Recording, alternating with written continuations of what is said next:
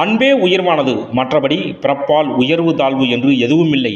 நீ அளிக்கும் உணவை நான் தாராளமாக ஏற்பேன், கொடு என்றார். இதனால் மகிழ்ந்து போன நீலி ராம லட்சுமணருக்கு உணவளித்து அவர்களை அன்போடு உபசரித்தாள்.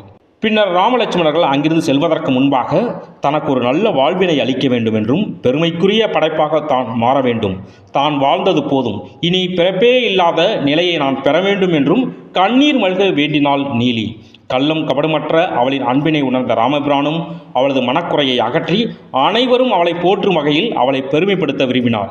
எனவே ராமர் நீலியிடம், அன்பால் உயர்ந்த உன்னை இனி உலகமே புகழும் நிலை வரும்.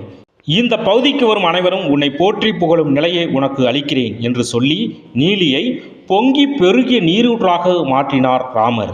வேகமாக பொங்கிய நீலி நதியாக மாறினாள்.